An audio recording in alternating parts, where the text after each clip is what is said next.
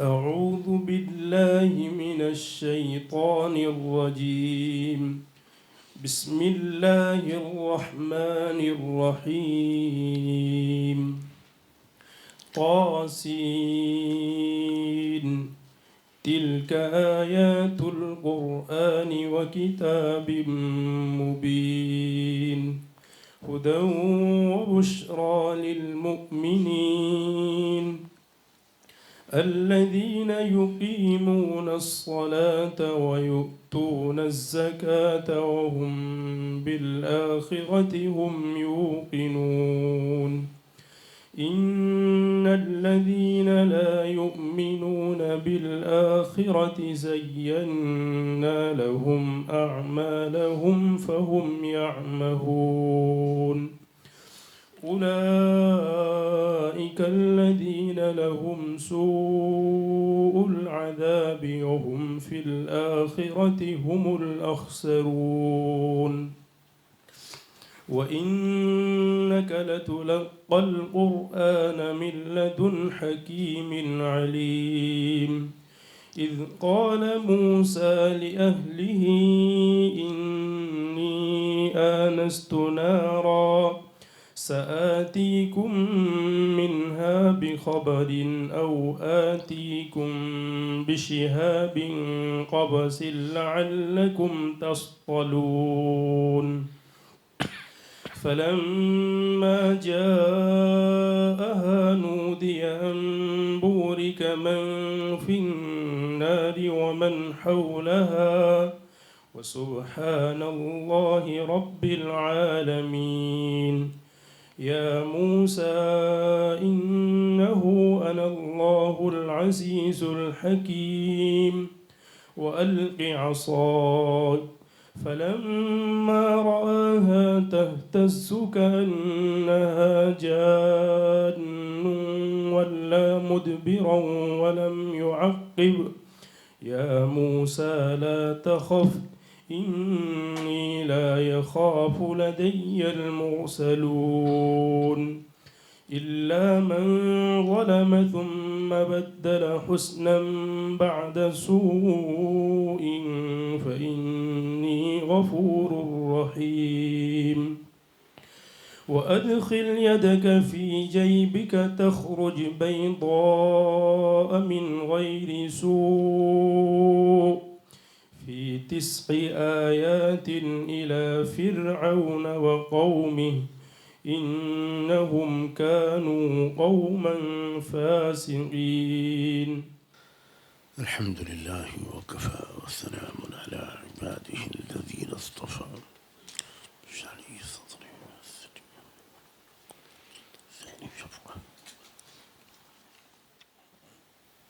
یہ بھی مکی صورتوں میں سے ایک عظیم الشان صورت ہے.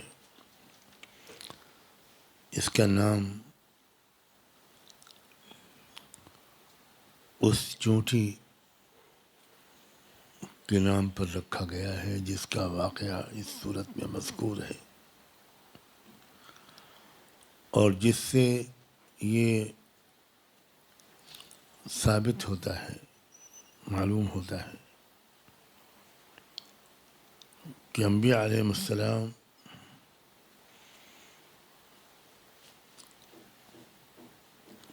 کے مقام عظمت اور مقام ادب سے حیوانات تک واقف ہیں.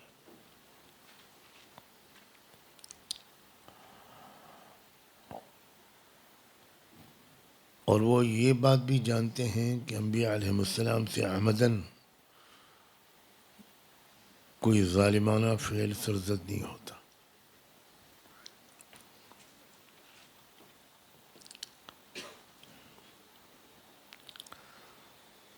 اور اس کی وجہ سے ان کو بھی اس بات کا اطمینان ہے کہ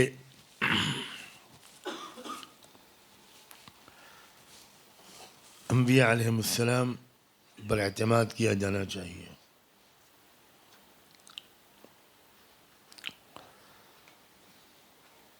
اللہ تعالیٰ نے اپنی بہت سی مخلوقات کو شاہد عدل بنایا ہے.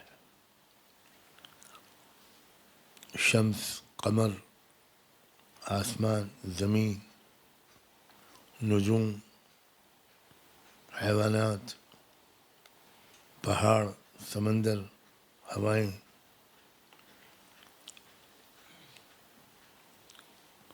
تو نبوت اور رسالت کی سچائی پر چونٹی جیسی چھوٹی سی مخلوق بھی شاہد ہے۔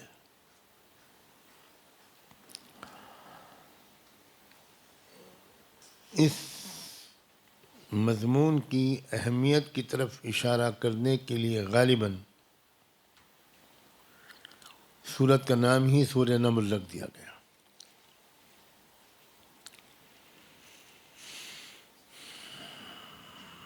امید ہے کہ آپ سمجھے ہوں گے کہ اس مضمون کا مرجع کیا ہے، کیا مراد ہے اس مضمون۔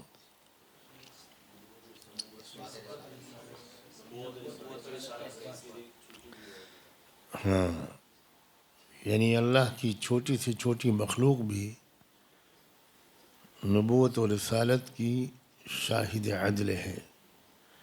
انسان کے لیے یہ غیرت کا مقام ہے۔ انسان جو اپنے بارے میں بڑے دعوے کرتا ہے، اسے سبق لینا چاہیے اس بات سے۔ پھر سورت کی شروعات کی گئی حروف مقطعات طاسین سے۔ بہت مرتبہ آپ حروف مقطعات کے بارے میں سن چکے ہوں گے، پڑھ چکے ہوں گے۔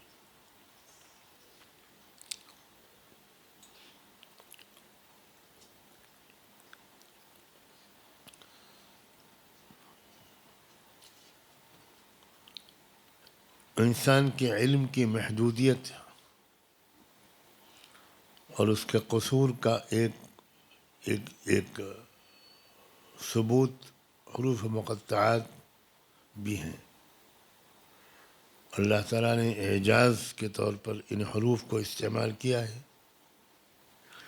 بہت سے تشریحات علماء نے کرنے کی کوشش کی ہے، بالآخر یہیں پر آ کر بات رکتی ہے کہ ان کے علم و فہم کو اللہ پر چھوڑا جائے۔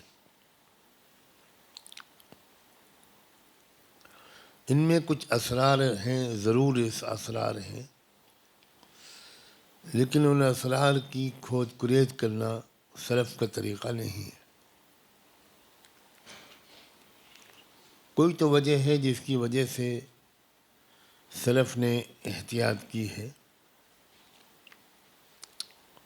ہمیں بھی احتیاط کا راستہ ہی اختیار کرنا چاہیے، اپنی اوقات نہیں بھولنی چاہیے۔ تلک آیات القرآن و کتاب مبین، مشار الیہ صورت ہے کہ یہ صورت، اس کی آیات قرآن کی آیات ہیں اور کتاب مبین کی آیات ہیں۔ قرآن مجید کی اوصاف میں سے مبین کا وصف بار بار قرآن میں دہرایا گیا ہے۔ جب تک دوسری آسمانی کتابوں کا تقابلی مطالعہ نہیں ہوگا، تب تک قرآن کے اس وصف کی امتیازی شان اور اس کی اصل حقیقت کو سمجھنا مشکل ہو۔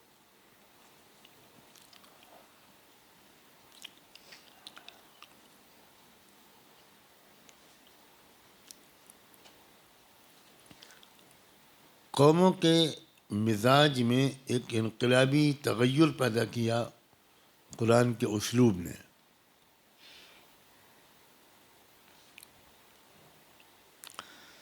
پچھلی کتابیں جن قوموں میں آئی تھیں،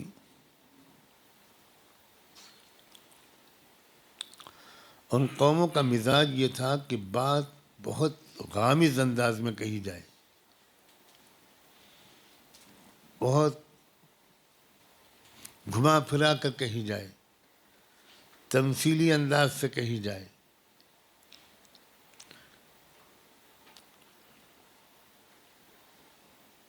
یہ ان قوموں کا مزاج تھا، تو کتابیں بھی جو آسمانی آئیں انہی قوموں کے مزاج کی رعایت کرتے ہوئے اسی اسلوب میں آئیں۔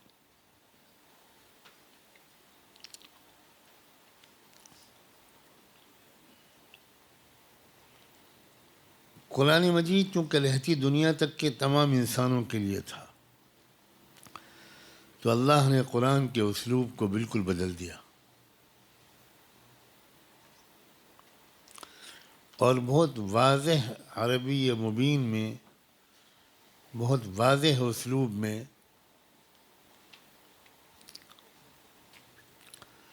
جس کا سادہ سا مطلب ایک سادہ سا انسان بھی سمجھ سکتا ہے، اس میں قرآن کو نازل کیا۔ میرا ترجمانہ احساس یہ ہے کہ قرآن کے اسلوب نے دنیا کے ادب کو، دنیا کے طرز فکر کو، دنیا کے طرز تکلم کو بدل دیا۔ اس کے بعد سے دنیا کی قوموں کا جو اسلوب ہوا ان کی الگ الگ زبانوں میں،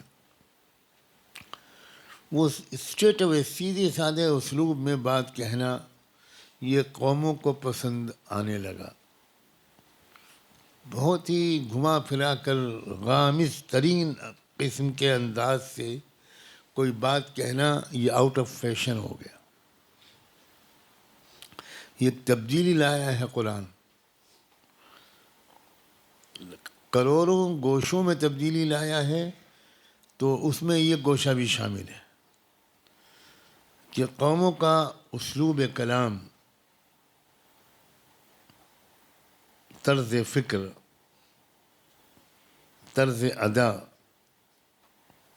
طرز گفتگو یہ بدل گیا۔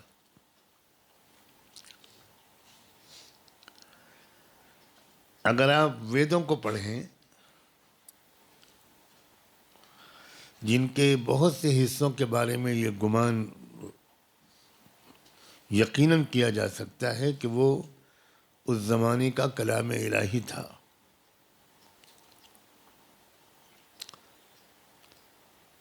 اگر آپ بائبل کو پڑھیں جس کی کچھ حصے شاید ابھی بھی غیر محرف موجود ہیں، جیسے انجیل برناباس،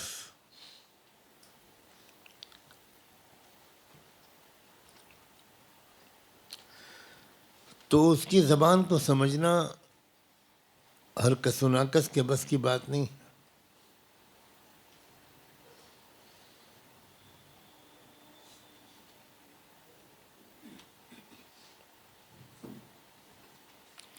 بہت رموز اور اشارات کی زبان ہے، بہت تمثیلی زبان ہے، استعارے کی زبان ہے۔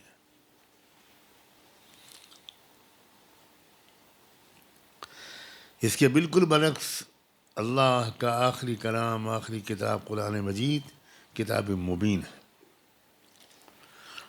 تو قرآن میں جہاں قرآن کا وصف مبین بیان کیا گیا ہے، اس سے سرسری طور پر نہ گزرا کریں۔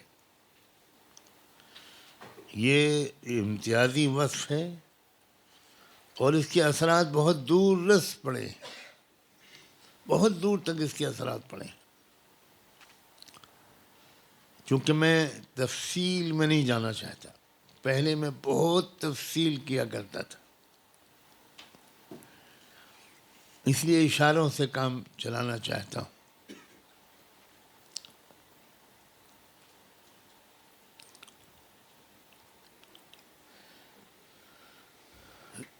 امت محمدیہ سے بہت ہمگیر عملی انقلاب برپا کروانا تھا اللہ کو، تو امت محمدیہ کی توانائی بے محل ضائع کرانا مقصود مناسب نہیں تھا۔ ایک عملی قوم سادہ زبان بولتی ہے،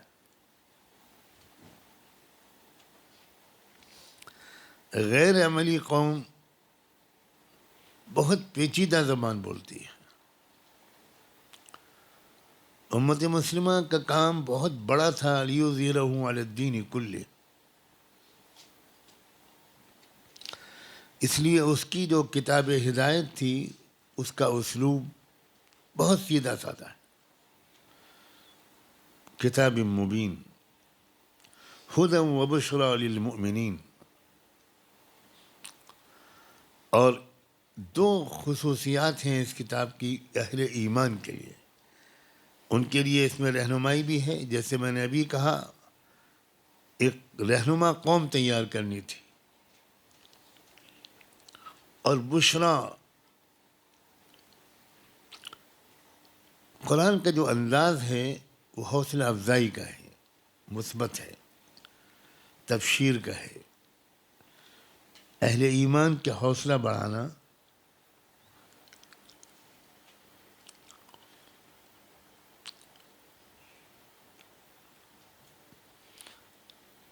یہ بھی اس لائق ہے اور اس وصف کے اس پر غور کیا جائے کہ ہدی و بشریٰ للمؤمنین کے اثرات امت مسلمہ کی نفسیات پر کیا پڑے.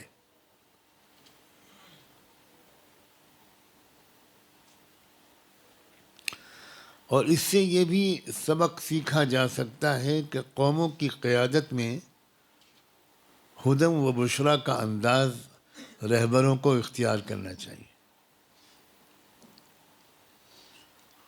بہت زیادہ ڈرانا، بہت زیادہ غیظ و غضب سے بھرپور انداز بیان اور مایوس کن حد تک قوم کو لے جانا یہ علماء کا کام نہیں ہے. علماء کو حوصلہ افزا طرز اختیار کرنا چاہیے.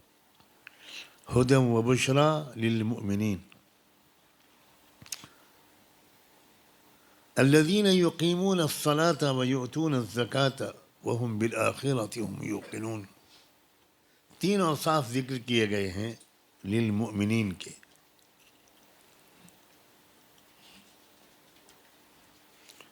اقامت صلاۃ، ایتاء زکوٰۃ اور آخرت پر یقین. ایک کا تعلق ایمانیات سے ہے، دو کا تعلق طرز عمل سے.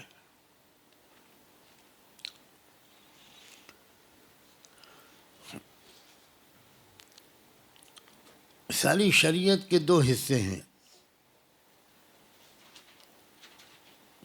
تعلق مع اللہ اور تعلق مع خلق اللہ.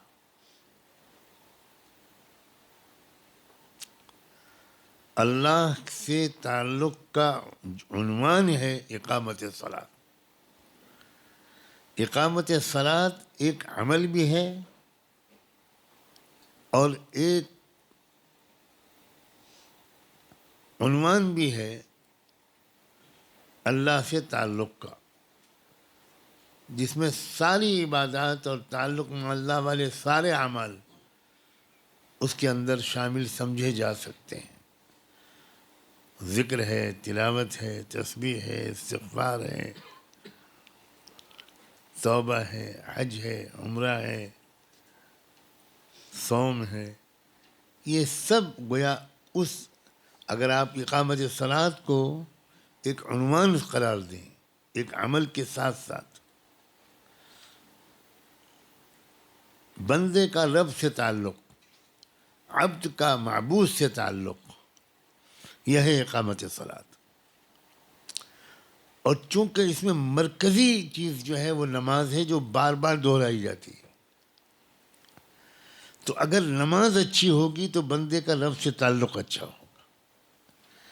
اگر نماز اچھی نہیں ہوگی تو بندے کا رب سے تعلق اچھا نہیں ہو پائے.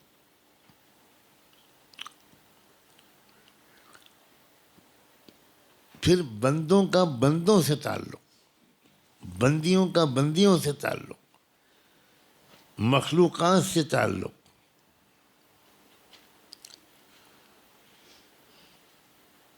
ایک دوسرے کو نفع پہنچانے کی بنیاد پر تعلق قائم ہو. اس کا جامع عنوان ہے زکوٰۃ. اس کا ایک رمز ہے زکوٰۃ.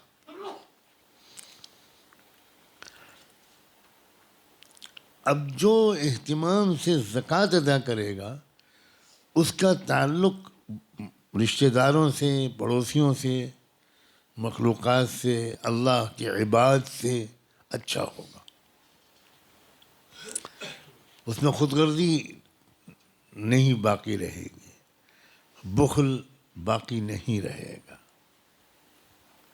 خیر خواہی کا مزاج اس کے اوپر غالب ہوگا. تو گویا پوری شریعت کے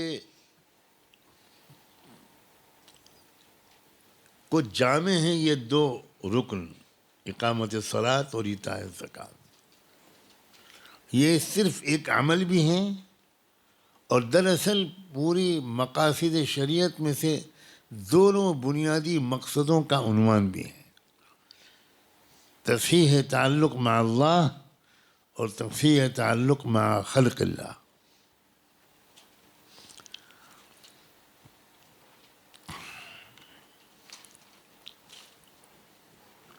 اور یہ دونوں عمل بندہ کرے خالص آخرت کو سامنے رکھ کر، شہرت اور ریا کے طور پر نہیں.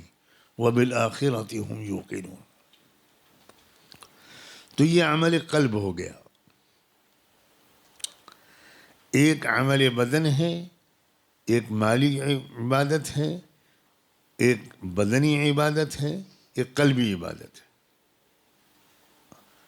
اقامت الصلاۃ بدنی عبادت ہے، ایتاء زکوٰۃ مالی عبادت ہے، اور یقین بالآخرہ قلبی عبادت ہے. ایک ایک چیز قرآن نے تینوں میں سے ذکر کر دی. وہ تینوں اعمال بھی مطلوب ہیں اور ان تینوں اعمال کے ذریعے پیدا ہونے والی قلبی کیفیت اور مزاجی کیفیت وہ بھی مطلوب ہے. اسی لیے اس کے بعد فرمایا ان الذین لا یؤمنون بالآخرۃ زینا لهم اعمالهم وهم یعمہون.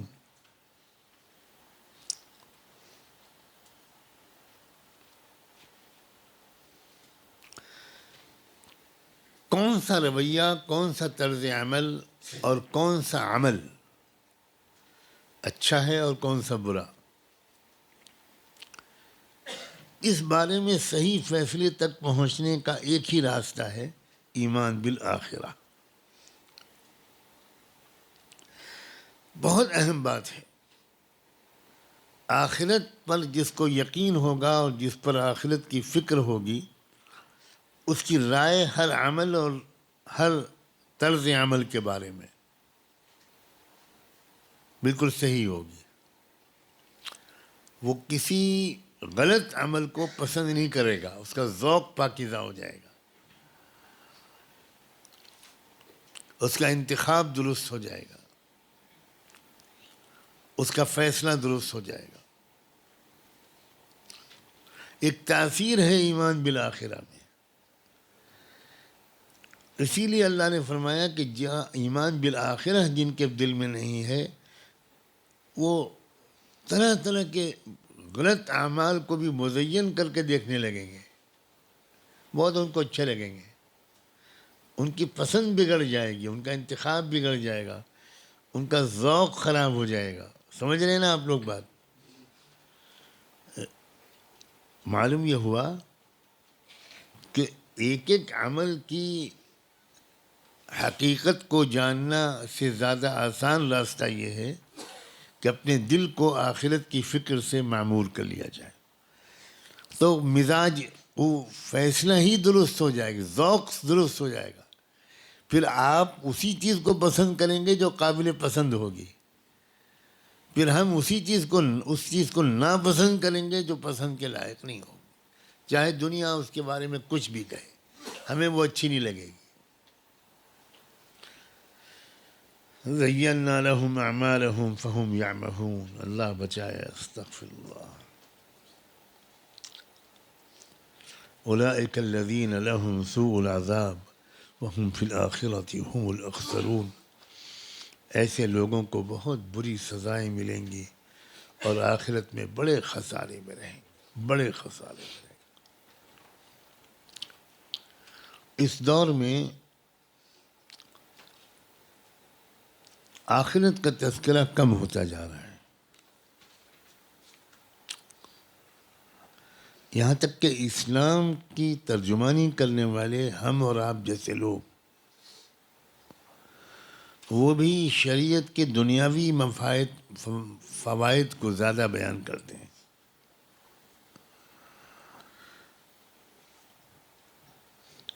اور معاشی کے دنیاوی نقصانات کو زیادہ بیان کرتے ہیں۔ آخرت کے تذکرے سے ہم کو گھبراہٹ ہوتی ہے کہ سامعین آخرت کے تذکرے کو سننا زیادہ پسند نہیں کریں گے۔ اس میں بہت اس سلسلے میں چوکنا رہنے کی ضرورت ہے۔ دھیرے دھیرے خود ہمارے اندر بھی آخرت کا شوق اور آخرت کا خوف دونوں کم ہوتا جا رہا ہے، حالانکہ یہی تو اصل ہے۔ دنیاوی ترقیوں کے پروگرام تو ساری دنیا کے مذاہب اور تحریکیں پیش کر رہے ہیں، اور ان کے ذریعے سے عوام کی لوگوں کی اصلاح 100% ناکام ہے۔ جو چیز انسان کو غلط راستے پر چلنے سے روکتی ہے وہ صرف آخرت کا یقین اور اس کا استحصال ہے۔ جو چیز ہمیں اور آپ کو روکے گی، ہمارے اندر ایک صحیح نورانیت پیدا کرے گی اور ترک معاصی کی حوصلہ ہمارے اندر آئے گا، وہ فکر آخرت سے آئے گا، اس کے علاوہ کسی چیز سے نہیں آ سکتا۔ یہاں تک کہ مقاصد شریعت کے بہت گہرے فہم میں بھی وہ طاقت نہیں ہے جو فکر آخرت میں ہے۔ اس لیے مقاصد شریعت کے طلباء مقاصد شریعت کا گہرا فہم تو حاصل کریں، لیکن اس غلط فہمی میں مبتلا نہ ہوں کہ مقاصد شریعت کا فہم اور عوام کے سامنے اس کی تشریح و تفہیم ہمیں اور عوام کو معاصی سے روکنے میں کامیاب ہو جائے گی۔ اصل جنون جو پیدا ہوتا ہے وہ آخرت سے پیدا ہوتا ہے۔ شوق شہادت جنت کے شوق سے پیدا ہوتا ہے، مقاصد شریعت سے واقفیت سے شوق شہادت نہیں پیدا ہو سکتا۔ سیکھ ہے امت کے ایک طبقے کو شریعت سے قریب لانے میں وہ مددگار ہے، تو اس سے مدد لی جانی سکتی ہے، مدد لی جانی چاہیے، لیکن صرف بقدر ضرورت۔ اس کو اپنے ذہن و فکر اور علمی اور دینی مزاج پر غالب نہیں ہونے دینا چاہیے۔ گریہ و بکا، آہ و زاری، محبت و خشیت، یہ ہیں وہ اصل میں اوزار جن سے ہم تمام گناہوں سے بچ کر ایک محفوظ زندگی گزار سکتے ہیں۔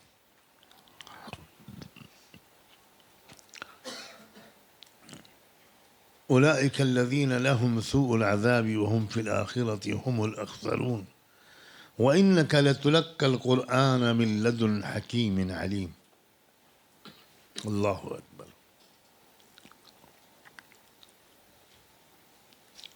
ایک طرف آخرت کا اتنا بھرپور تذکرہ آیا، ان الذین لا یؤمنون بالآخرة زینا لهم اعمالهم فهم یعمهون اولئک الذین لهم سوء العذاب وهم فی الآخرة هم الاخسرون۔ اور اب اس کے فوراً بعد حکیم علیم کی طرف سے یہ قرآن اتر رہا ہے، اس کا تذکرہ ہے۔ دو صفتیں ذکر کی اللہ کی، حکیم اور علیم۔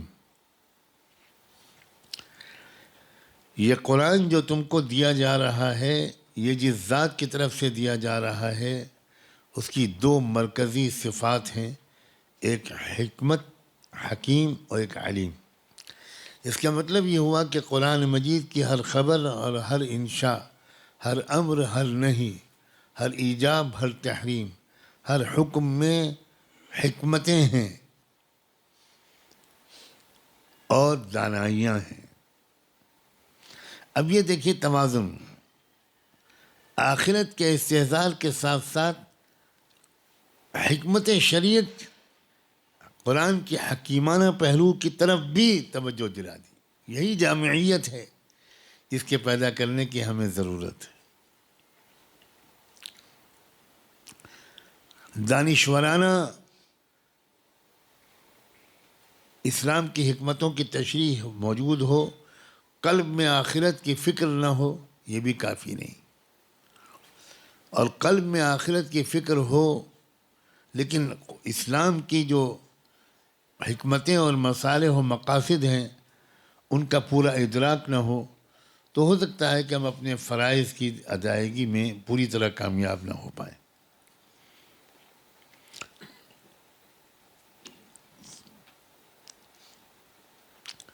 اب فوراً اس کے بعد ایک عظیم الشان واقعہ انسانی تاریخ کا، اس کا ایک حصہ بیان ہونا شروع ہو گیا بغیر کسی براہ راست تمہید کے. اذ قال موسیٰ لأہلہ انی آنست نارا. قرآن مجید میں جب حکیم علیم کی طرف سے یہ کتاب آئی ہے تو اس میں حکمت اور علم سکھانے والے واقعات کا بیان بھی ہوا ہے. اور حکمت اور علم کے سکھانے والے ایک واقعے کا بیان فوراً شروع ہوتا ہے جب موسیٰ علیہ السلام مدین سے واپس آ رہے تھے مصر کی طرف. تو اس وقت انہوں نے ایک مقام پر اپنے گھر والوں سے کہا انی آنست نارا، مجھے ایک آگ محسوس ہو رہی ہے.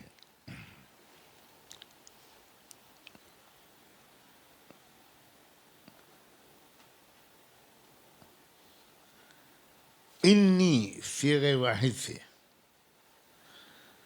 وہ جو آگ کا شعلہ کہیں بھڑکتا ہوا ان کو محسوس ہوا، وہ انہیں محسوس ہوا کہ ان کے گھر والوں کو محسوس نہیں ہوا، کسی اور کو محسوس نہیں ہوا. انہوں نے نہیں کہا کہ کیا تم نہیں دیکھ رہے ہو کہ آگ بھڑک رہی ہے، وہ دیکھو سامنے آگ. نہیں، یہ نہیں کہا، کیونکہ وہ آگ تھی ہی نہیں.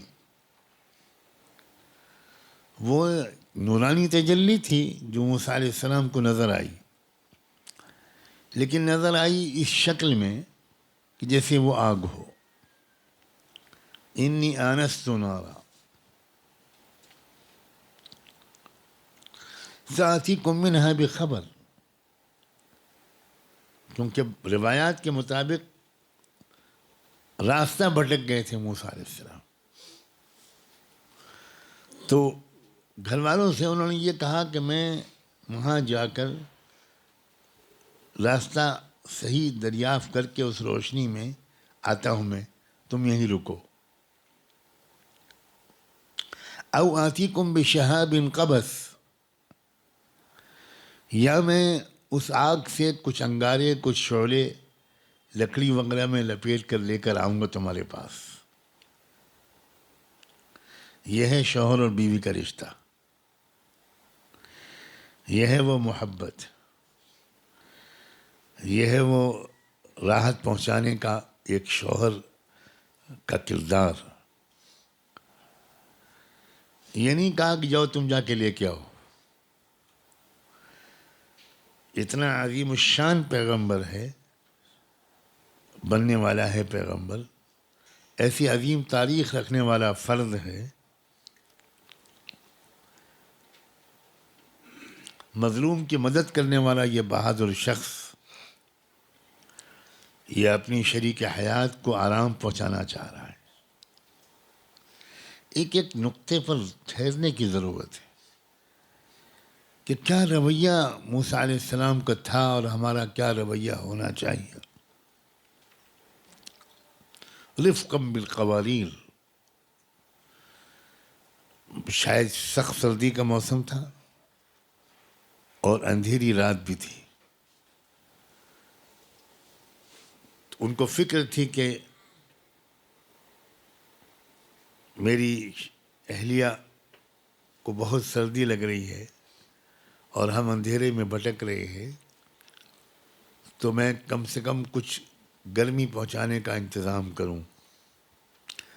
ہر موقع پر مردوں کو چاہیے کہ وہ اپنے اہل خانہ کو راحت پہنچانے کے لیے خود آگے بڑھ کر خطرہ مول لیں، خود آگے بڑھ کر کچھ تکلیف برداشت کرنی پڑے تو برداشت کریں. یہ مردانگی کا ایک لازم حصہ ہے. سآتیکم منہا بخبر او آتیکم بشہاب قبس لعلکم تصطلون، یعنی کہا لعلنا نصطلی، تم لوگ اس سے کچھ گرمائی حاصل کرو گے. فلما جاءها نودی ان بورک من فی النار ومن حولها، جب وہ پہنچے اس روشنی کی طرف تو وہاں ایک آواز سنائی پڑی ان کو، بورک من فی النار ومن حولها. اس آگ کے قریب، اس آگ کی جگہ پر یا اس کے ارد گرد جو لوگ بھی ہیں انہیں مبارک ہو. کس کی طرف سے آواز آئی؟ مفسرین نے اس سلسلے میں لکھا ہے کہ شاید وہ ملائکہ تھے جن کا نورانی وجود ایک آگ کی شکل میں نظر آ رہا تھا. ملائکہ کی طرف سے آواز آئی.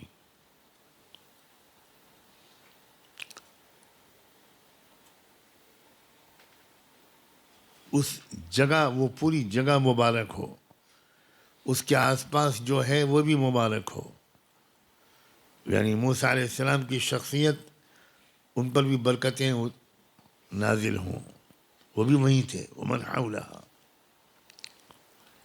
یہاں تک کہا گیا کہ ومن حولها میں پورا علاقہ شام مراد ہے،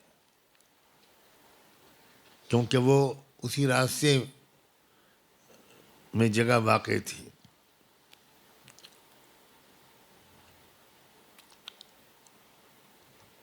تو چونکہ بارکنا حولہا کا لفظ آیا ہے خطہ شام کے بارے میں، تو اس کے امکان کو بھی مفسرین نے ظاہر کیا ہے کہ وہ پورا بقعہ مبارکہ مراد ہو.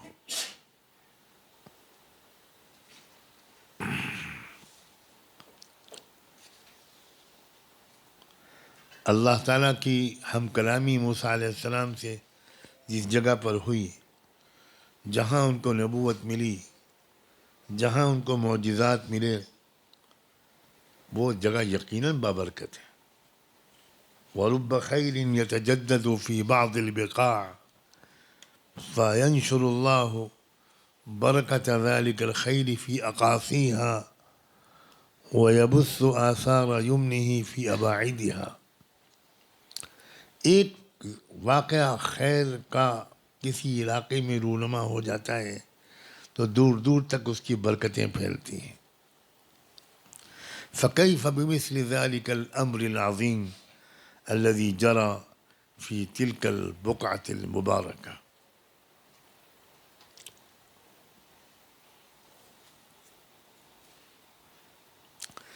سیدنا عبداللہ بن عباس سے مروی ہے کہ وہ آگ نہیں تھی، نور تھا. لم تکن تلک النار نارا وانما كانت نورا يتوہج. اور یہاں تک عبداللہ بن عباس سے مروی ہے کہ رب العالمین کے نور کی تجلی تھی وہ. اللہ اکبر.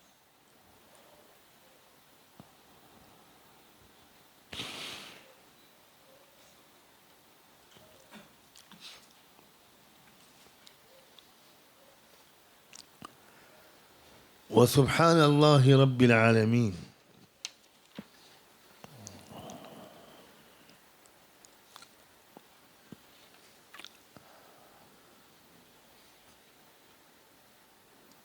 وہ آگ ہو یا نور ہو، روشنی ہو، تجلی ہو، اللہ نہیں ہے، وہ خدا نہیں ہے، اللہ پاک ہے ان سب چیزوں سے. اللہ اکبر.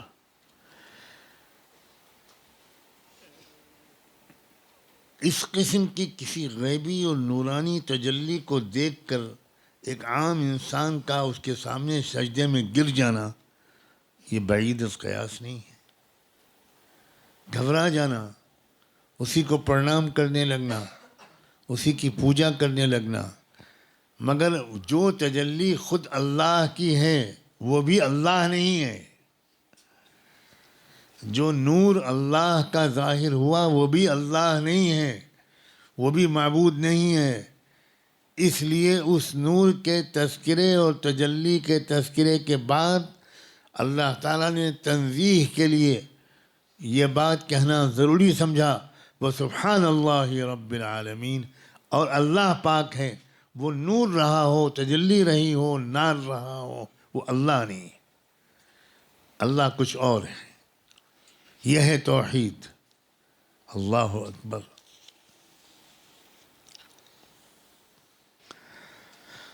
اور اسی اللہ وحدہ لا شریک نے پکارا موسیٰ علیہ السلام کو, آگ نے نہیں پکارا, چنگاری نے, شعلے نے نہیں پکارا. یا موسیٰ انہ انا اللہ العزیز الحکیم والق عصاک. اللہ اکبر.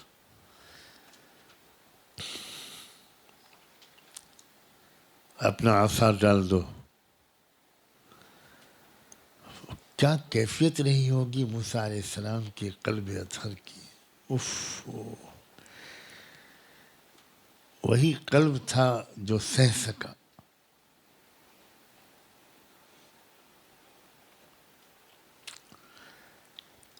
فلما رآها تهتز كأنها جان ولا مدبرا. اچانک دیکھتے ہیں موسیٰ علیہ السلام کہ وہ تو ایسا لگ رہا ہے جیسے کوئی سانپ بن گیا ہو اور پھر وہ ہل رہا ہے, حرکت کر رہا ہے. تہتز کأنها جان ولا مدبرا ولم يعقب.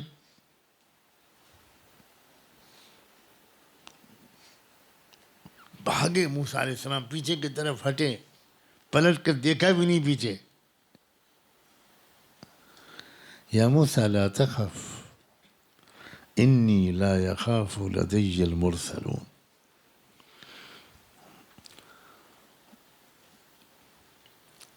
موسیٰ علیہ السلام سے اللہ نے کہا موسیٰ ڈرو مت, جو میری طرف سے بھیجے ہوئے لوگ ہوتے ہیں وہ ڈرنا نہیں کرتے.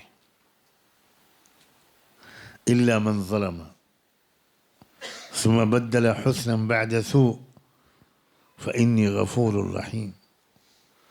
ہاں, جس کسی سے کوئی غلطی اگر ہو جاتی ہے تو اس غلطی کی وجہ سے ڈرتا ہے, مگر اگر وہ اس غلطی کی وجہ سے اپنے آپ کو ٹھیک کر لے اور اس کے بعد میں وہ رویہ بالکل بدل لے تو پھر تو اللہ معاف کر دیتا ہے. کیا اشاروں میں بات ہے. موسیٰ علیہ السلام کو جو ڈر تھا وہ تقاضائے بشریت کی وجہ سے بھی تھا, اور چونکہ ان سے ایک قتل ہو گیا تھا. رب انی ظلمت نفسی, وہی لفظ جو بولا تھا انہوں نے خود, تو ان کو ہر وقت یہ ڈر رہتا تھا کہ کبھی نہ کبھی زندگی میں مجھے کہیں اس غلطی کی سزا نہ مل جائے. اللہ اکبر. موسیٰ آپ کی عبدیت کو ہزاروں سلام کہ اتنے پرانے واقعے کو بھی آپ نہیں بھولے, اور اس وقت بھی آپ کو یاد آ رہا ہے کہ مجھ سے غلطی ہوئی تھی, اس لیے ہو سکتا ہے کہ مجھے کوئی سزا اللہ کی طرف سے مل رہی ہو. تو وہ ڈر سانپ سے نہیں تھا, وہ ڈر اپنے گناہ سے تھا, اپنے گناہ کی سزا سے تھا. اسی لیے اللہ تعالیٰ نے فوراً تسلی دی اور یہ کہا ثم بدل حسنا بعد سوء فانی غفور الرحیم. ارے تم تو اپنے رویے کو بدل چکے ہو نا, تو میں تو معاف کر چکا ہوں, اب کاہے کا ڈر ہے.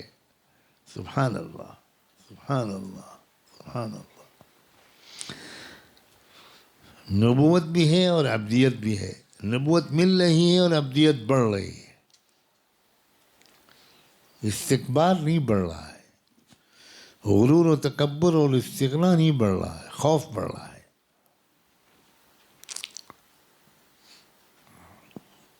کیا کیفیات ہیں.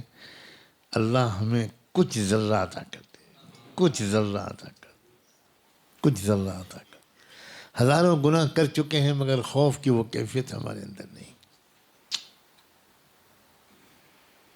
یا اللہ.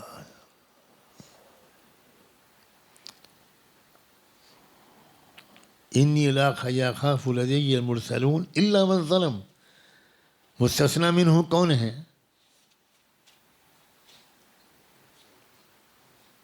بتاؤ. المرسلون. شاباش. المرسلون. اس کا مطلب ہے کہ کیا نبیوں سے بھی کوئی غلطی ہوتی ہے؟ ہاں. گناہ نہیں ہوتا، معصیت نہیں ہوتی، کوئی چھوٹی موٹی بشری لغزش، سہو و نسیان ہو سکتا ہے. یہ عصمت انبیاء کے خلاف نہیں ہے. پھر موسیٰ علیہ السلام سے جو غلطی اس وقت ہوئی تھی، اگر وہ غلطی تھی تو وہ تو اس وقت رسول نہیں تھے.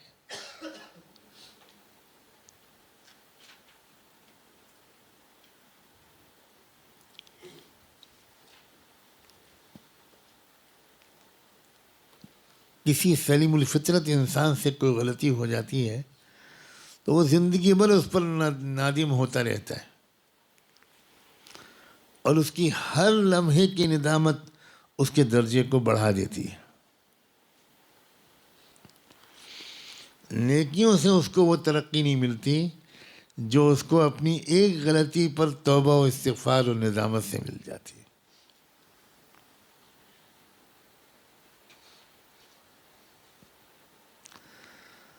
ماضی کی غلطیوں کو پیچھے چھوڑنا چاہیے اور ندامت کے ساتھ معافی مانگتے رہنا چاہیے، لیکن ان کو یاد کر کر کے اپنی ہمت کو گھٹانا نہیں چاہیے.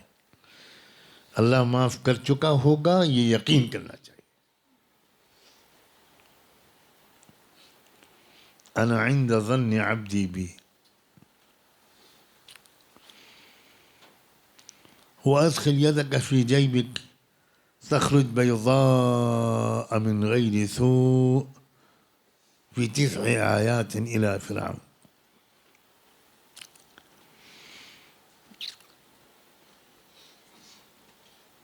اپنے ہاتھ کو اپنے بغل میں ذرا داخل کرو، چھپاؤ، اور پھر دیکھو، نکالو ہاتھ کو. چمکدار قسم کی سفیدی اس ہاتھ سے نکلے گی. یہ کوئی بیماری نہیں ہوگی، کوئی تکلیف نہیں ہوگی، ایک نشانی ہے. اور اس طرح کی 9 معجزات ہم تم کو دیں گے، 9 نشانیاں. اور یہ اس لیے دے رہے ہیں کہ اب تم کو جانا ہے الی فرعون و قومہ. جاؤ، فرعون کی طرف جانا ہے، قوم کی طرف جانا ہے. انہم کانوا قوما فاسقین. اللہ تعالیٰ نظم عالم کو بدلنے کا فیصلہ کر رہا ہے، اور نظم عالم کو تبدیل کرنے والے بندے کو اپنی مہم پر روانہ کر رہا ہے. اپنی طاقت کے ایک مظاہرے کے ساتھ اپنی نشانیوں کو دے کر پورے یقین اور حوصلے کے ساتھ جاؤ، اور پھر دیکھنا ہم تم سے کیا کام لیں گے. تبدیلی لانے والے کے دل میں یقین موسوی ضروری ہے. تبدیلی لانے والا خود شک میں مبتلا ہوگا تو وہ کیا تبدیلی لائے گا؟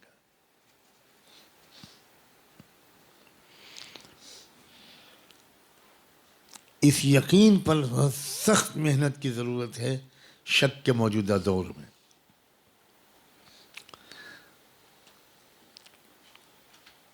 اسباب پر یقین کے موجودہ دور میں، اسباب سے مرعوبیت کے موجودہ دور میں سخت ضرورت ہے. اور یقین یقین یقین یقین دہراتے دہراتے دہراتے دہراتے اللہ طلب صادق کو دیکھ کر پھر اپنی ذات پر یقین کے مکمل کرانے کے لیے کوئی تجربہ بھی کرا دیتا ہے، اور کوئی تجربے اور مشاہدے کے بعد پھر یقین اپنے آخری درجے تک پہنچ جاتا ہے۔ لیکن پہلا یقین انسان کو بغیر مشاہدے کے غیب پر یقین کرنا پڑتا ہے۔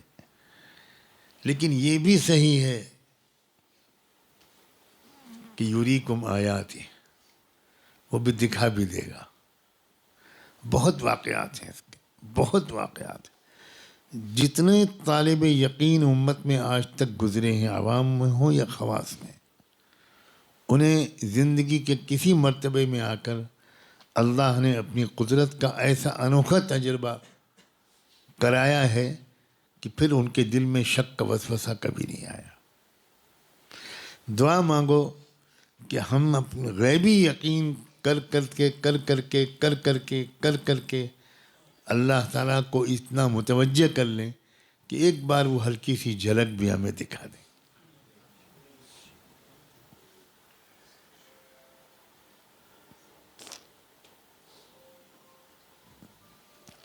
اللہ تعالیٰ نور قرآن سے ہمارے سینوں کو منور فرمائے، اور قرآن مجید کے انوار و برکات کو ہمارے سینے پر کھول دے۔ جیسے کہ میں نے بار بار یاد دلا رہا ہوں کہ پہلے کے معمول کو چھوڑ کر میں مختصر تشریح زیادہ بہتر سمجھ رہا ہوں۔ اب صحت و طاقت بھی نہیں رہی، اور جی چاہتا ہے کہ جتنا زیادہ قرآن کا مذاکرہ آپ جیسے سچے طلباء کے سامنے ہو جائے اتنا میرے لیے خود مفید ہوگا انشاءاللہ۔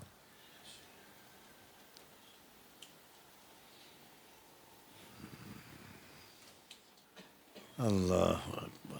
کوئی سوال ہو تو بتاؤ ورنہ میں جاؤں۔ سوال یہ ہے کہ خصوصاً قرآن کریم کی تفسیر کے متعلق آپ جب درس میں جاتے تھے اس سے پہلے اس کا مطالعہ کس طرح کرتے تھے، اور ابھی جو درس چل رہا ہے ہم کس طرح اس کا پہلے سے مطالعہ کر کے آئیں تاکہ مزید فائدہ ہو ہمارے لیے؟ دیکھو، میں کوشش کرتا تھا کہ جن آیات کا درس ہونا ہے ان کی تفسیر کچھ کسی حد تک پڑھ کر جاؤں، تو خاص طور پر تفسیر خازن اور تفسیر ابن کثیر دیکھ کر جانے کی کوشش کرتا تھا۔ اردو تفاسیر ہمارے حضرت والد صاحب منع کرتے تھے، اس لیے میں عام طور پر نہیں پڑھتا تھا۔ کبھی کبھی ان سے اجازت لے کر بیان القرآن اور تدبر قرآن یہ پڑھتا تھا۔ یہ پہلے درس میں جانے سے پہلے استاد کے درس کے ایک ایک لفظ کو میں لکھتا تھا، اور واپس آنے کے بعد اس کو پھر دہراتا تھا، پھر پڑھتا تھا، کوشش کرتا تھا کہ ایک نظر پھر پڑ جائے تاکہ وہ مستحضر رہے، بھول نہ جاؤں میں۔ بس یہی طریقہ تھا، کیونکہ سب مضامین پر محنت کرنی پڑتی تھی، تو خاص طور پر ترمذی شریف یا مسلم یا مشکات اور ہدایہ، تو یہ بہت وقت لینے والی کتابیں ہیں محنت کرنے والے طالب علم کے لیے۔ پھر بھی میں بہت پریشان رہتا تھا کہ میں حق نہیں ادا کر پا رہا ہوں، بہت پریشان رہتا تھا۔ مطالعہ کریں آپ حضرات، کوشش کریں کہ مطالعہ کریں۔ میں نے تو پوری شروع لکھی تھی، مشکات کی شرح لکھی تھی، شرح شذور الذہب جو نحو کی کتاب، اس میں جتنے بھی اشعار شاہد کے طور پر آئے تھے ان سارے اشعار کو پر کیا استشہاد ہے اس میں، اور بصریین کوفیین وغیرہ کی اگر الگ الگ رائے ہے تو وہ سب لکھا تھا، مشکات کی شرح لکھی تھی، جو اہم مسائل ہیں ان کی. تو اور میں یہ بھی کرتا تھا، جیسے میں پہلے بتا بھی چکا ہوں، کہ استاد کا درس اردو میں ہوتا تھا اور اسی وقت میں اس کو عربی میں لکھتا تھا. تو میں نہیں سمجھتا تھا کہ طلبا ہمارے ساتھی کاپی لے کر واپس نہیں کریں گے. کاپی دے دیا کرتا تھا. اب وہ کھو گئی اور یہ ہو گیا وہ ہو گیا، اس طرح کے بہانے بنائے، ایک کاپی بھی مجھے واپس نہیں ملی.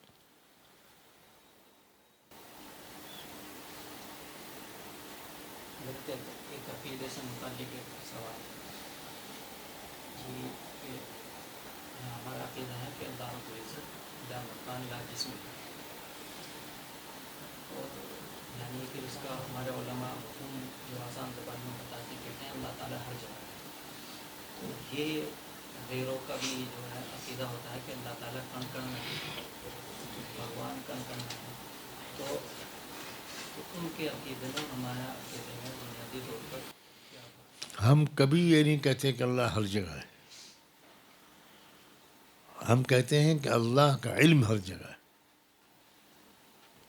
یہ تعبیر غیر محتاط ہے کہ اللہ ہر جگہ موجود ہے، خاص طور پر ایسے معاشروں میں جہاں اس قسم کے الفاظ کے ذریعے غلط تصور عام ہو.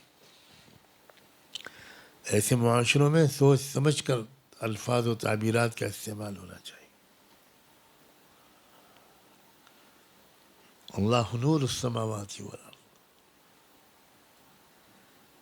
اللہ موجود ہے ہر جگہ، یہ قرآن میں کہیں نہیں کہا گیا. استدلال کرتے ہیں یہ ایک آیت سے کہ ما یکون من نجوی ثلاثۃ الا هو رابعهم، بالکل صحیح ہے، تو ہوا جو ہے ذات کے لیے آتا ہے. بے شک بالکل صحیح ہے. اس کا مطلب کیا ہے؟ اس کا مفہوم کیا ہے؟ کیا عربی زبان کا محاورات، عربی زبان کی تعبیرات کیا کہتی ہیں؟ ظاہر ہے کہ قرآن کے سمجھنے کے لیے عربی کی ادبی تعبیرات اور اس کے تمثیلی استعارات اور اس کا انداز بیان کا ماہر ہونا بہت ضروری ہے. تو یہ تو علم کا تذکرہ ہے کہ اللہ تعالیٰ کی ذات موجود ہے ہر جگہ، یہ تو مراد نہیں ہے. علم مراد ہے کہ تم چھپا نہیں سکتے. 3 آدمی چھپ کر کوئی بات کر رہے ہوگے تو اللہ کے علم میں ہوگا. تو یہ تعبیرات عربی تعبیرات ہیں. عربی تعبیرات سے واقف ہونا، یہ عجم میں جب اس کا ترجمہ آئے گا تب پھر مشکل پیش آئے گی. عربوں میں یہ اشکال کیوں نہیں پیش آیا؟ اس لیے نہیں پیش آیا کہ وہاں ترجمے کے بغیر سمجھتے تھے، وہ ان کی اپنی زبان تھی. اب کوئی کسی سے کہے کہ بھائی فلاں آدمی تو کیا ہے، وہ شیر ہے، تو جائیے پھر دیکھیے دم اس کی تلاش کیجیے.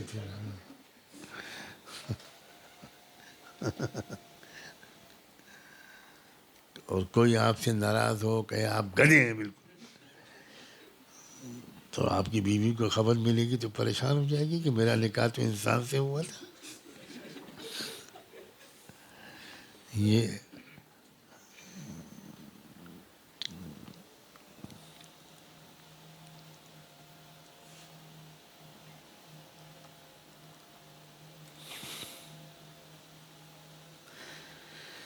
یہ بحثیں مکان و لا مکان کی جب تک اسلام عرب میں رہا کبھی نہیں شروع ہوئی. جب عجم میں آیا اسلام اور ترجمہ شروع ہوا تب پھر یہ بحثیں شروع ہوئی. ایک تو ترجمہ، دوسرے عجمی تصورات خدا کے بارے میں.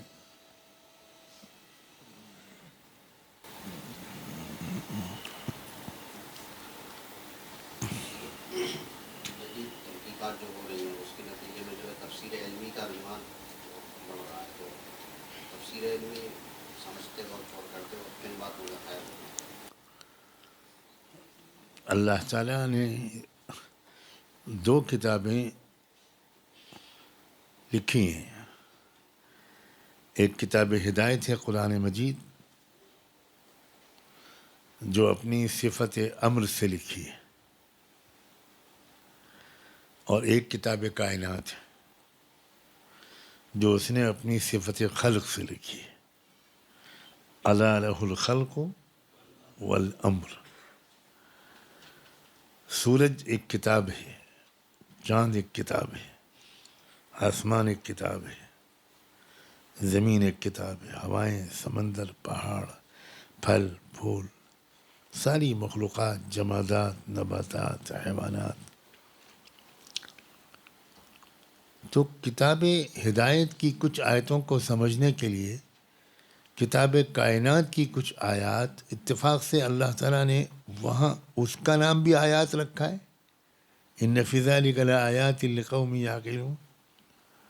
ان فی خلق السماوات والارض واختلاف اللیل والنہار لآیات. تو کتاب کائنات کی جو مخلوقات ہیں وہ بھی آیات ہیں، اور کتاب ہدایت کی جو آیات ہیں وہ تو آیات ہے ہی. تو قرآن مجید کی جن آیات کو سمجھنے میں کتاب کائنات کی آیات کو سمجھنے سے مدد ملے، اس میں اس حد تک ان کتاب کائنات کی آیات پر غور کرنا بہت مناسب ہے. سائنسدانوں کی ہر تحقیق پر قرآن مجید کی آیات کو منطبق کرنا یہ غیر محتاط رویہ اس لیے ہے کہ سائنسدانوں کی تحقیقات تو بدلتی رہتی ہیں. لہذا جو ثابت شدہ حقائق ہیں جس میں نظریات اور رائے نہیں رہ گئی، حقائق ہیں، ان کو سامنے رکھ کر قرآن کی بعض آیات کو سمجھنے میں مدد لینا، یہ قرآن کے کلام اللہ ہونے کے ایک پہلو کو روشن کرتا ہے. اعجاز علمی کا، اعجاز قرآنی کا بہت اہم پہلو ہے یہ. تو اعتدال کے ساتھ اس سے کام لینا مفید ہے، بے اعتدالی مضر ہے.